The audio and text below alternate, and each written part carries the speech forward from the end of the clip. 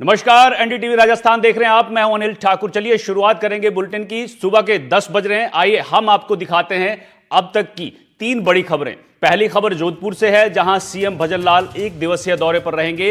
इस दौरान सीएम कई कार्यक्रमों में शामिल होंगे। वहीं दूसरी खबर जयपुर से है, जहां जयपुर सीआईडी ने दिल्ली से एक पाकिस्तानी जासूस को गिरफ्तार किया है। जासूस दिल्ली में यूडीसी के पद पर कार्यरत था। वहीं तीसरी खबर भरतपुर से है, जहां पुलिस ने 400 करोड़ रुपए की ठगी करने वाले 2 और आरोपियों को गिरफ्तार किया है। इस मामले में अब तक 4 आरोपियों की पहले ही गिरफ्तारी हो चुकी है।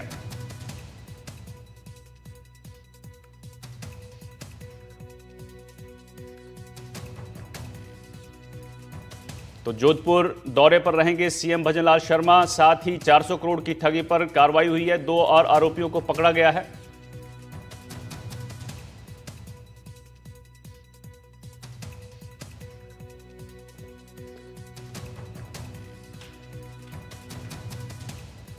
वहीं जयपुर सीआईडी की भी बड़ी कार्रवाई देखने को मिली है।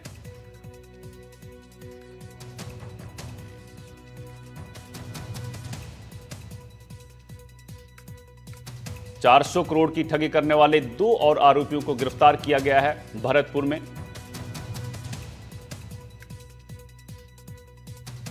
3 बड़ी खबरों पर 10 बजे हम चर्चा करेंगे। चलिए, तो जयपुर ग्रामीण मामटोरी कला गांव में जमीनी विवाद में मारपीट का मामला सामने आया है। 2 पक्षों में लाठी डंडों से हमला किया गया है। हमले में महिला समेत 4 लोग घायल बताए जा रहे हैं। घायलों को अस्पताल में भर्ती कराया गया है। बड़ी खबर आपको बता रहे हैं जयपुर ग्रामीण से, जहां पर 2 पक्षों में मारपीट का मामला सामने आया। तस्वीरें देखिए आप, किस तरह से लाठी डंडे जो हैं जयपुर ग्रामीण में चल रहे हैं। पूरा मामला जो है वो मामटोरी कला गांव का बताया जा रहा है, जहां जमीन विवाद को लेकर यह झड़प हुई है 2 पक्षों में। ये तस्वीरें देख सकते हैं आप, किस तरह से लोग एक दूसरे को लाठी डंडों से मार रहे हैं। हमले में महिला समेत जो है 4 लोग घायल बताए जा रहे हैं और इन घायलों को अस्पताल में भर्ती कराया गया है। बड़ी खबर जयपुर ग्रामीण से, जहां जमीन विवाद को लेकर 2 पक्षों में झगड़ा हुआ, जिसके बाद लाठी डंडे चलते हैं। तस्वीरें आपके टीवी स्क्रीन पर हैं, जहां लोग, इसमें महिलाएं भी आपको दिख रही हैं, जो लाठी डंडे से एक दूसरे पर हमला कर रहे हैं। महिलाओं में एक महिला समेत 4 लोग घायल बताए जा रहे हैं। पुलिस इस मामले की जांच कर रही है। घायलों को अस्पताल में भर्ती कराया गया है। इनके हाथ में देखिए आप लाठी डंडे, और किस तरह से झड़प जो है इनके बीच हो रही है।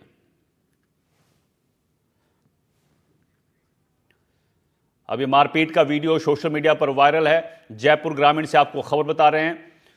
मामटोरी कला गांव का ये पूरा मामला है। ये जो विजुअल आप देख रहे हैं, तस्वीरें आप अपनी टीवी स्क्रीन पर देख रहे हैं, मामटोरी कला गांव की है, जहां जमीन विवाद को लेकर मारपीट हुई है। हिमांशु हमारे संवाददाता जयपुर ग्रामीण से इस खबर पर जुड़ गए हैं। हिमांशु, ये जो तस्वीरें वायरल हो रही हैं, इसमें साफ देखा जा रहा है कि लाठी डंडों से एक दूसरे पर हमला किया जा रहा है। क्या कुछ मामला है पूरा, ये बताइए जरा डिटेल में। जी बिल्कुल, देखिए जयपुर ग्रामीण के मनोहरपुर इलाके के मामटोरी कला गांव का मामला है, जहां एक जमीनी विवाद को लेकर 2 पक्षों में आपस में झगड़ा हो गया और इस झगड़े में जो महिला समेत 4 लोग हैं वो घायल हो गए। घायलों को अस्पताल में भर्ती कराया गया है। साथ ही जो पीड़ित पक्ष है उसने दूसरे पक्ष पर बाहर से लोग बुलाकर हमला करने और जमीन पर कब्जा करने के भी आरोप लगाए हैं। जानकारी के अनुसार एक सुल्तान गुर्जर और केदार गुर्जर के बीच में जमीन विवाद को लेकर लंबे समय से विवाद चल रहा था। उसी को लेकर जो दोनों पक्ष है वो आमने सामने हुए थे और जो बात है वो हिंसा तक पहुंच गई और उसमें लाठी डंडों से जो दोनों पक्ष है वो आपस में हमला कर दिया। और उसके बाद में जो झगड़ा है उसके अंदर 4 लोग, एक महिला समेत जो 4 लोग हैं वो घायल हुए हैं। फिलहाल घायलों को अस्पताल में भर्ती करवाया गया है और जो झगड़े का पूरा वीडियो है वो सोशल मीडिया पर अभी वायरल है। और फिलहाल जो वायरल वीडियो के अंदर देखा जा सकता है कि जो लोग हैं वो आपस में लाठी डंडों से मारपीट करते नजर आ रहे हैं। साथ ही एक महिला है वो चिल्लाती हुई भी नजर आ रही है। फिलहाल पुलिस है वो मामले की जांच में जुटी हुई है। जी ठीक है, बहुत बहुत शुक्रिया हिमांशु आपका इस जानकारी के लिए। आगे बढ़ते हैं, जोधपुर से आपको खबर बताते हैं, जहां चलते ट्रक में भीषण आग लगी है। देखते ही देखते ट्रक जो है आग का गोला बन जाता है। सूचना पर दमकल की टीम मौके पर पहुंची है। कड़ी मशक्कत के बाद आग पर काबू पाया गया है। लक्ष्मणगढ़ के बगड़ी तिराहे के पास ये हादसा हुआ है। जो जोधपुर से तस्वीरें दिखा रहे हैं, जहां एक ट्रक में आग लगने का मामला सामने आया है। कड़ी मशक्कत के बाद आग पर काबू पाया गया है। दमकल की टीम मौके पर पहुंची है। सीकर से आपको ये खबर बता रहे हैं हम।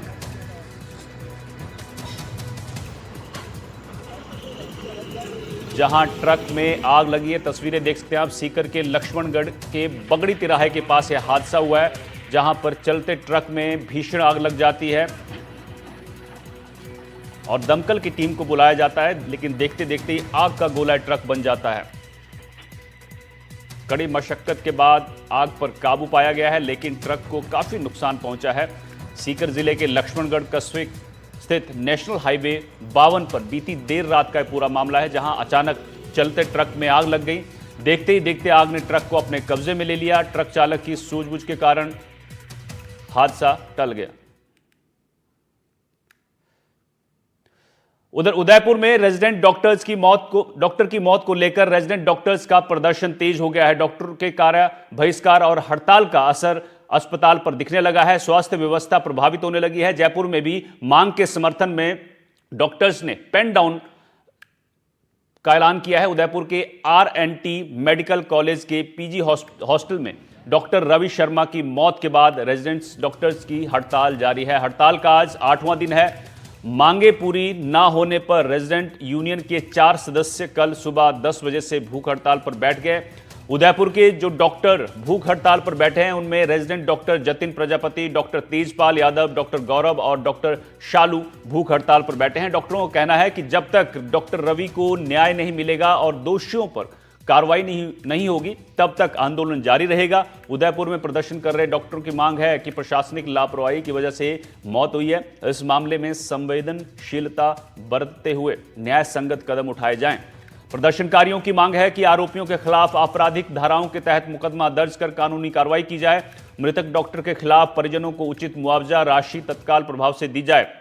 मृतक आश्रित को सरकारी नौकरी देने और जिला प्रशासन की ओर से एक उच्च स्तरीय समिति का गठन करने की भी मांग की जा रही है।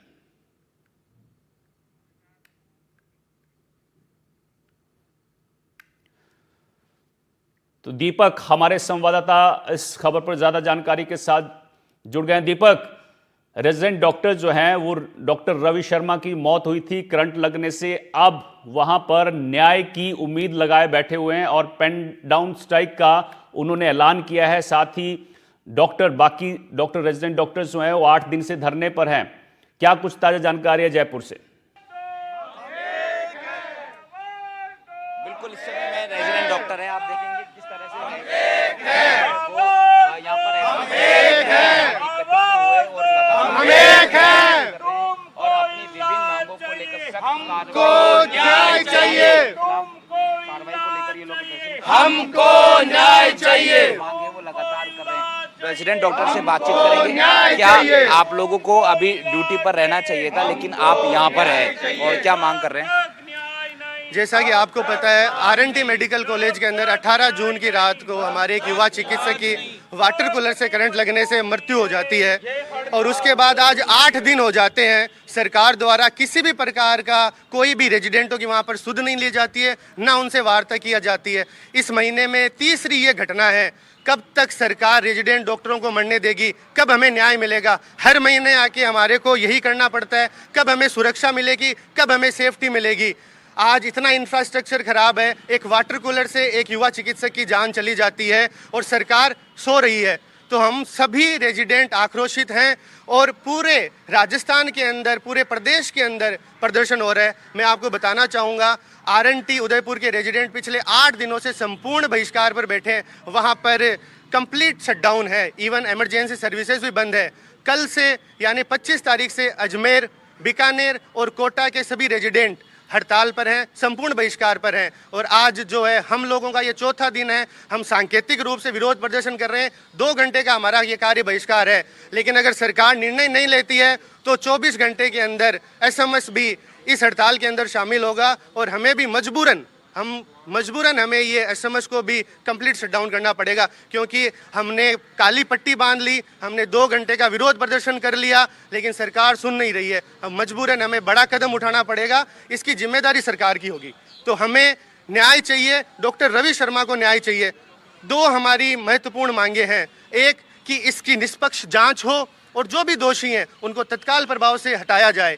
दूसरा हमारा यह है कि परिवार को एक उचित मुआवजा दिया जाए। आपको बता दें, आज डॉक्टर बनने में कम से कम 10 साल का वक्त लगता है। पहले आप नीट यूजी पास करते हैं, उसके बाद पीजी पास करते हैं, इतना वक्त लगता है। और एक डॉक्टर को आप उचित मुआवजा दें और साथ में जो पोस्टमार्टम के अंदर गड़बड़ियाँ हुई है उसकी भी जाँच करवाई जाए और उसमें भी जो भी दोषी हैं उनको वहाँ सजा मिले। बिल्कुल बिल्कुल। पेन डाउन, आपकी हड़ताल पेन डाउन कार्यसूची, पेन डाउन यानी मतलब क्या है? पेन डाउन का मतलब है कि 2 घंटे का हमने हमारा एक रूटीन वर्क है उसको रोका है। आईसीयू का काम अभी चालू है हमारा, जो भी एक गंभीर मरीज आ रहे उनका हम ध्यान दे रहे हैं। लेकिन ये सरकार एक डॉक्टर की जान को इतना सस्ता समझ लेगी, ये सरकार की भूल है कि आप रेजिडेंट डॉक्टर्स भी बहुत ज़्यादा आक्रोशित हैं। और रेजिडेंट डॉक्टरों का भी ये कहना है कि आज 8वां दिन हो गया लेकिन सरकार ने अभी तक किसी प्रकार की सुध नहीं ली। रेजिडेंट ही डॉक्टर नहीं बल्कि राजस्थान का हर एक चिकित्सक इस चीज़ से आहत है। लेकिन डॉक्टर का भी मोरल रेस्पॉन्सिबल ये होता है कि पीड़ित मानवता की सेवा के लिए वो हमेशा तत्पर रहता है। हम भी नहीं चाहते स्ट्राइक पे जाना, लेकिन अगर सरकार इस प्रकार के सुध नहीं लेती है तो हमें स्ट्राइक पे मजबूरन जाना पड़ता है। दीपक, इनसे जरा जानिए कि सरकार से कोई बातचीत हुई है इनकी, किसी शख्स की, किसी प्रतिनिधिमंडल की सरकार की तरफ से कोई बातचीत आगे बढ़ी या नहीं बढ़ी? बिल्कुल, आप सवाल ले लेता हूँ। क्या आपकी सरकार से या किसी से, प्रशासन से, किसी से वार्ता हुई अभी तक कोई?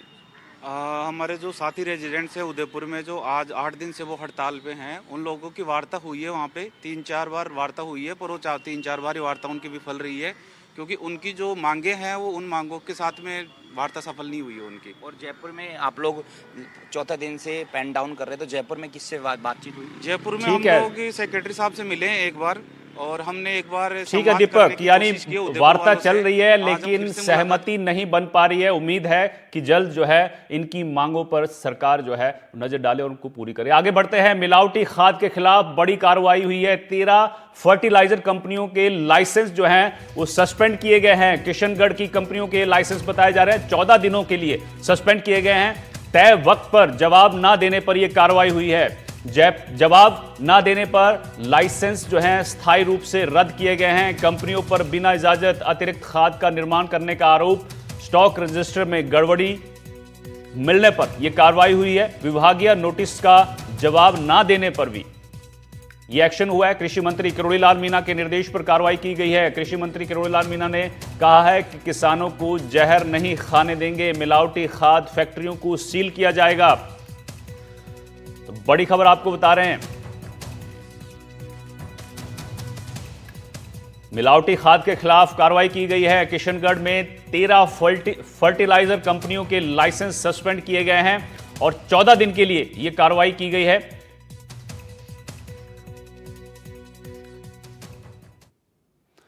चलिए आगे बढ़ते हैं। जैसलमेर से आपको बड़ी खबर बताते हैं, जहां नवजात के शव के साथ कुत्ता दिखा है। घटना से स्थानीय लोगों में हड़कंप है। लोगों ने तुरंत पुलिस को सूचना दी है। मौके पर पहुंची पुलिस ने शव को कब्जे में लिया है। सीसीटीवी फुटेज खंगालने में अब पुलिस जुट गई है। जैसलमेर शहर के गीता आश्रम और गफूर भट्टा क्षेत्र के आसपास ये कुत्ता दिखा है। नवजात के शव को मुंह में लेकर घूमता नजर आया है, जिसके बाद आसपास के लोगों में हड़कंप मच गया। स्थानीय लोगों ने तुरंत इसकी सूचना पुलिस को दी और काफी प्रयास के बाद मुश्किल से बच्चे के शव को छुड़वा लिया गया है। मौके पर पहुंची पुलिस ने बच्चे के शव को अपने कब्जे में लेकर जवाहर अस्पताल की मोर्चरी में रखवाया। वहीं अब पुलिस इस क्षेत्र में लगे सीसीटीवी फुटेज खंगालने में जुटी हुई है ताकि पता लगाया जा सके कि किसने बच्चे को यहां फेंका था।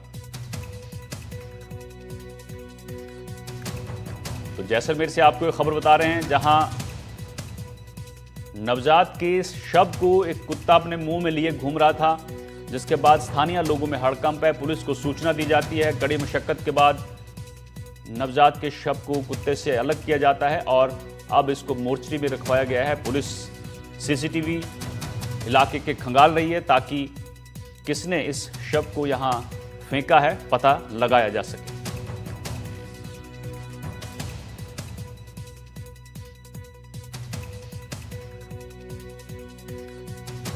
ये जैसलमेर की तस्वीरें हैं, जहां आपको खबर हम एक बार फिर बता देते हैं। कुत्ते के मुंह में नवजात के शव को देखा स्थानीय लोगों ने, उसके बाद हड़कंप मच गया। पुलिस को सूचना दी गई और कड़ी मशक्कत के बाद इस शव को कुत्ते से छुड़वाया गया। अब इसको मोर्चरी में रखवाया गया है। पुलिस जो है सीसीटीवी खंगाल रही है कि किसने इस शव को यहां फेंका है।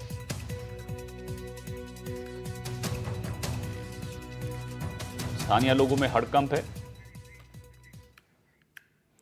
उधर कोटा से आपको बड़ी खबर बताते हैं, जहां एक्शन में नए जिला कलेक्टर पीयूष सामरिया दिखे हैं। चंबल नदी की डाउनस्ट्रीम में बसी बस्तियों का दौरा किया है और ज्यादा बारिश के चलते उन्होंने ये दौरा किया है। राहत और बचाव कार्यों की व्यवस्थाओं की जानकारी ली है। कचरा उठाने की और उचित व्यवस्था बनाने के मौके पर उन्होंने निर्देश दिए हैं। तो कोटा से आपको खबर बता रहे हैं, जहां बाढ़ बारिश की स्थितियों को देखते हुए चंबल नदी की डाउनस्ट्रीम में बसी बस्तियों का उन्होंने दौरा किया है और राहत और बचाव कार्य जो हैं उनकी जानकारी ली है। साथ ही गंदगी और जो कचरा मौके पर उनको दिखा है उसको उठाने के निर्देश भी दिए हैं। ये तस्वीरें आप देख सकते हैं, कोटा से आपको बता रहे हैं, जहां चंबल नदी की डाउनस्ट्रीम में बसी बस्तियों का कलेक्टर ने दौरा किया है। शाकिर हमारे संवाददाता कोटा से इस खबर पर ज्यादा जानकारी के साथ जुड़ गए हैं। शाकिर, कलेक्टर पीयूष सामरिया जो है वो चंबल नदी की डाउनस्ट्रीम में दौरा करते हुए दिखे हैं और उन्होंने व्यवस्थाएं जो हैं वहां पर, बारिश ज्यादा हो रही है उसका उन्होंने राहत और बचाव कार्यों की व्यवस्थाओं का जानकारी ली है। साथ ही कड़े निर्देश भी दिए हैं मौके पर पहुंचकर उन्होंने। ये देखिए, बिल्कुल जो कि नवनियुक्त कलेक्टर हैं और कोटा में अभी 2 दिन पहले ही उन्होंने ज्वाइन किया है, तो वो लगातार जो है तमाम व्यवस्थाओं को देख रहे हैं। क्योंकि कोटा बैराज से पानी की जब निकासी होती है तो चंबल का जो निचला इलाका है, चंबल नदी से सटा हुआ, वहां पर जल भराव होता है और वहां पर किस तरह के इंतजाम जो है वो किए गए हैं। उन तमाम इंतजामों को आज कलेक्टर ने जो है सुबह ही जो है वो जल्दी जो है निकल पड़े और फिर अधिकारियों की जो टीम थी, नगर निगम के जो दोनों आयुक्त हैं वो भी उनके साथ मौजूद थे और बचाव दल के जो जिम्मेदार अधिकारी थे वो भी उनके साथ मौजूद थे। जिला कलेक्टर ने जो है नयापुरा क्षेत्र के अलावा कुनाड़ी क्षेत्र, जहां पर डाउन स्ट्रीम का पूरा इलाका है और जहां पर घनी आबादी क्षेत्र है, वहां मौके पर ही पहुंचकर उन्होंने पूरी व्यवस्थाओं का निरीक्षण किया। अधिकारियों को मौके पर ही विशेष निर्देश दिए हैं कि अगर ऐसी स्थिति बनती है, ज्यादा पानी की का अगर डिस्चार्ज होता है तो फिर ऐसे में जो आश्रय स्थल वगैरह हैं उनको सुनिश्चित किया जाए। ठीक है, बहुत बहुत शुक्रिया शाकिर आपका इस जानकारी के लिए। आगे बढ़ते हैं। सीएम भजनलाल शर्मा को हटाने के लिए साजिश वाले गहलोत के बयान पर अब सियासत और गर्म हो गई है। बीजेपी ने भी पलटवार किया है। बीजेपी ने इसे बेबुनियाद, तर्कहीन और सस्ती लोकप्रियता की कोशिश बताया है। गहलोत ने जोधपुर में कहा था कि मुख्यमंत्री को हटाने का षड्यंत्र चल रहा है, लेकिन वो उसे समझ नहीं पा रहे हैं। बीजेपी नेता राजेंद्र राठौर ने सस्ती लोकप्रियता हासिल करने की कोशिश बताया है। राठौर ने कहा है कि गहलोत को शायद अपनी ही कार्यकाल की यादें ताजा हो गई हैं, जब उनकी सरकार 1 साल भी नहीं टिकी और 2 गुटों में बंट गई थी। आज बीजेपी सरकार पूरी प्रतिबद्धता से जनसेवा कर रही है, लेकिन कांग्रेस नेता निराधार आरोप लगाकर सुर्खियों में बने रहना चाहते हैं। राज्य के कैबिनेट मंत्री राज्यवर्धन सिंह राठौर ने भी गहलोत पर निशाना साधा है। उन्होंने कहा है, जिन्होंने अपने कार्यकाल में विधायकों को होटलों में कैद करके रखा था, वो आज स्थायित्व पर सवाल उठा रहे हैं। मुख्यमंत्री कहना चाहूँगा, हम विपक्ष में हैं। जन भावना जो होती है, ये हमारे पास में जो लोग आके कहते हैं या मीडिया में कोई खबर आती है, उसके आधार पर हम लोग बात उठाते हैं। वो समझते हैं राजनीतिक आलोचनाएं सच्चाई नहीं है। इस भ्रम में रहेंगे मुख्यमंत्री जी तो तकलीफ मुख्यमंत्री जी को होने वाली है। अभी से इनके खिलाफ में इनकी पार्टी के लोग लग चुके हैं, दिल्ली में भी और राजस्थान के अंदर भी भयंकर षड्यंत्र चल रहा है इनको हटाने का। ये समझ नहीं पा रहे हैं। हम बार बार इनको समझा रहे हैं कि भाई नया एक नौजवान को चांस मिला है, पहली बार एमएलए बने, मुख्यमंत्री बन जाए, कितनी बड़ी बात है। इनको मेंटेन रखिए, बार बार बदलने का क्या फ़ायदा। तो ये हम तो इनके इंटरेस्ट में बता रहे हैं कि देश प्रदेश के अंदर जो हालात हैं बहुत गंभीर हैं जनता त्राहिमाम कर रही है। अब इनके बाद अगर ये जनसुनवाई करने लग जाए तो मालूम पड़ेगा वास्तव में जनता क्या चाहती है। कार्यकर्ताओं को अपने घर में बैठा के अलग से बात करें कि भाई वास्तव में क्या स्थिति राजस्थान है। अशोक गहलोत जी ने हमारे राजस्थान के यशस्वी मुख्यमंत्री भजनलाल जी के बारे में जो बयान दिया, उस बारे में मैं कहना चाहता हूं कि जब वो मुख्यमंत्री थे तब उनके उप मुख्यमंत्री सचिन पायलट जी उनको हटाने का षड्यंत्र रच रहे थे और स्वयं अशोक गहलोत जी उप मुख्यमंत्री जी को हटाने का षड्यंत्र रच रहे थे। 5 साल तक नूरा कुश्ती का खेल चलता रहा। उसी का परिणाम है कि राजस्थान 5 साल में गर्त में चला गया। अब हमारे राजस्थान के मुख्यमंत्री भजनलाल जी 1.5 साल के अंदर दिन रात मेहनत करके राजस्थान को चहुमुखी विकास की ओर ले जा रहे हैं। ये चीजें कांग्रेस पार्टी को हजम नहीं हो रही और इस तरह से वो जनता का ध्यान भटकाने के लिए इधर उधर की बातें करती रहती है। हमारी भारतीय जनता पार्टी है, माननीय मुख्यमंत्री जी भजनलाल जी थे, है और वो रहेंगे। पूर्व मुख्यमंत्री गहलोत साहब का बयान कि 1.5 साल के अंदर भारतीय जनता पार्टी की राजस्थान की सरकार में अंतर संघर्ष प्रारंभ हो गया, बेबुनियाद है, काल्पनिक है, भ्रामक है। गहलोत साहब को अपना कार्यकाल याद करना चाहिए, जब उनके शासन के 1 साल बाद ही उन्हें अपदस्थ करने के लिए 2 खेमे बन गए थे। उनकी सरकार और सरकार के मंत्री और विधायक पुलिस के संगीनों के पैरों में 34 दिन रहे। किस्सा कुर्सी का चलता रहा जब तक कार्यकाल समाप्त नहीं होगा, प्रक्षेप नहीं हुआ। अपने ही साथियों को गहलोत साहब ने कभी नालायक कहा, कभी निर्लज कहा, कभी गद्दार कहा। आज गलबाइयां जरूर किए हुए हैं। मैं समझता हूं गहलोत साहब खुद कांग्रेस के उस शासन को याद करके इस प्रकार का बेतुकी बयान दे डाला। ये बयान को मैं सिरे से खारिज करता हूं। आप कांग्रेसियों से अपना घर तो संभलता नहीं। आप जब मुख्यमंत्री थे तो आप ही के उप मुख्यमंत्री श्रीमान सचिन पायलट विधायकों को लेकर कहां फरार हो गए थे, किससे छिपा हुआ है और किस तरह से पूरे कार्यकाल में आप लोगों के बीच जूतम पैजार चली। दारुण पराभव के बाद किस तरह से आप कांग्रेस की राजनीति पर हाशिए पर चले गए और आप अनुशासन संपन्न भारतीय जनता पार्टी को सीख दे रहे हैं। जिस चलनी में 56 छेद वह भी सुई को छेद पर सीख देती है। गजब है भाई अशोक गहलोत। आप जो हैं अपने कांग्रेस को देखें कि विपक्ष में जाने के बावजूद सचिन पायलट और आप एक दूसरे का मुंह देखने को तैयार नहीं है। पहले अपने झगड़े निपटाइए। मैं मुख्यमंत्री जी का सम्मान करता हूं और मुख्यमंत्री जी ने जो कहा है कि कांग्रेस के शासन में और बीजेपी के शासन में वो डिबेट करना चाहते हैं, तो हमें उनकी डिबेट मंजूर है। और मुझे बड़ी खुशी हुई जब मुख्यमंत्री जी ने ये बात कही कि वो जनता के सामने डिबेट करना चाहते हैं, क्योंकि राजनीति के अंदर डिबेट करने का एक अच्छा प्लेटफॉर्म, जो सबसे अच्छा प्लेटफॉर्म होता है, वो होता है विधानसभा। विधानसभा के अंदर जो हमने क्वेश्चन उठाए हैं मेरे द्वारा या मेरे विधायक साथियों के द्वारा, उनका तो कभी जवाब मिला नहीं, न मुख्यमंत्री जी ने दिया न उनके मंत्रियों ने दिया। अब मुख्यमंत्री जी ने ये नई बात कही है तो ये चुनौती भी स्वीकार है। समय, स्थान, जगह सब आप बता दीजिए, हम जहां भी आप कहोगे वहीं डिबेट करने के लिए तैयार है। जिस व्यक्ति को खुद डर था कि वो हट जाएगा, हटा दिया जाएगा, जो व्यक्ति हट गया है आज दूसरों के हटने की बात करता है। मेरे ख्याल से हटने और घटने से वो आगे बढ़ नहीं पाए जीवन के अंदर। उधर करौली में ऊर्जा राज्य मंत्री हीरालाल नागर ने कलेक्ट्रेट सभागार में बिजली विभाग के अधिकारियों के साथ बैठक कर विकास कार्यों की समीक्षा की।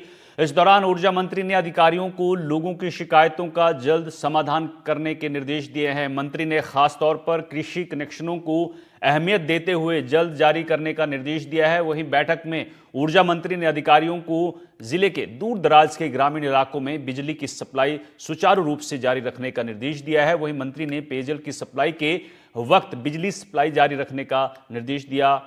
निर्माणाधीन ग्रिड सब स्टेशन के कार्यों में तेजी लगाने का निर्देश भी उन्होंने दिया। ऊर्जा मंत्री ने विभागीय अधिकारियों को जले हुए ट्रांसफार्मर्स को वक्त पर बदलने, नए बिजली कनेक्शन समेत कई योजनाओं की प्रगति की समीक्षा कर जरूरी दिशा निर्देश दिए। उधर मंत्री ने लंबे अरसे से एक ही जगह पर तैनात तकनीकी हेल्पर्स का ट्रांसफर करने का निर्देश दिया है।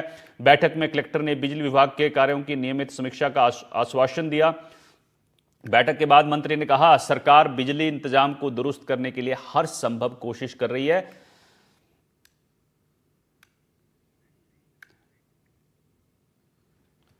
राजस्थान पुलिस विभाग ने मंगलवार को 2024-25 के चयन वर्ष के लिए बड़ी प्रशासनिक कार्रवाई करते हुए 34 उप निरीक्षकों को दूरसंचार पुलिस निरीक्षक पद पर पदोन्नति प्रदान की। पुलिस महानिदेशक कार्यालय की ओर से जारी आदेश के अनुसार ये पदोन्नतियां राजस्थान पुलिस अधीनस्थ सेवा नियमावली 1989 के नियम 27 के तहत बोर्ड की सिफारिश और पात्रता के आधार पर की गई हैं। पदोन्नत अधिकारियों में सामान्य, SC, ST वर्गों से चयनित उप निरीक्षक शामिल हैं। चयन प्रक्रिया के अंतर्गत बोर्ड द्वारा प्राप्त रिपोर्ट, प्रशिक्षण और वरिष्ठता को ध्यान में रखते हुए ये निर्णय लिया गया है। आदेश के मुताबिक चयनित पदाधिकारियों को प्रशिक्षण के बाद दूरसंचार निरीक्षक के पद पर नियुक्ति दी जाएगी।